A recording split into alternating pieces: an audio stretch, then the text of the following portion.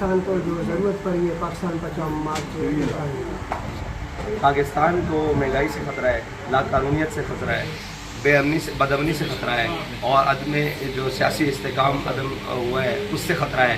پاکستان کو ان چوروں سے خطرہ ہے، لٹیروں سے خطرہ ہے۔ پاکستان کو ہر اس شخص سے خطرہ ہے جو یہاں سے دولت کما کے باہر کے ملک لے کر جا رہا ہے۔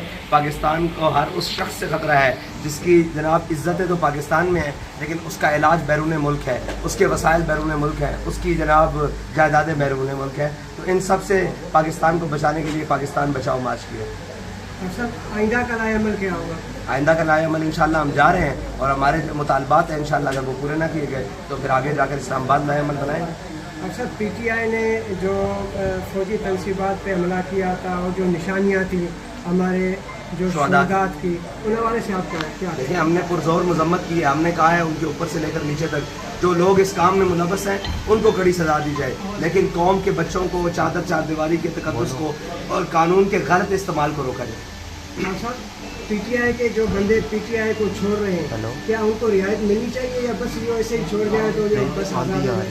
نہیں، یہ تو ملک میں دو قانون ہے نا کہ پی ٹی آئی نے بھی فوجی تنصیبات پر حملہ کیا ہے اور پی ڈی ایم نے بھی پارلیمنٹ عدلیہ کی اور سپریم کورٹ کی دیواروں کو پھلانگا ہے۔ تو ایک کے لیے کوئی قانون نہیں ہے، وہ پولیس کی گاڑیوں میں خود بھر کر ان کو لا رہے ہیں، ایک کے لیے قانون اتنا سخت ہو چکا ہے۔ تو ہمارا یہ کہنا ہے کہ قانون سب کے لیے برابر ہونا چاہیے، اگر کوئی فیورٹ ہو جائے تو اس کے لیے قانون علیحدہ نہیں، جو ان فیورٹ ہو جائے تو قانون اس کے لیے علیحدہ نہیں۔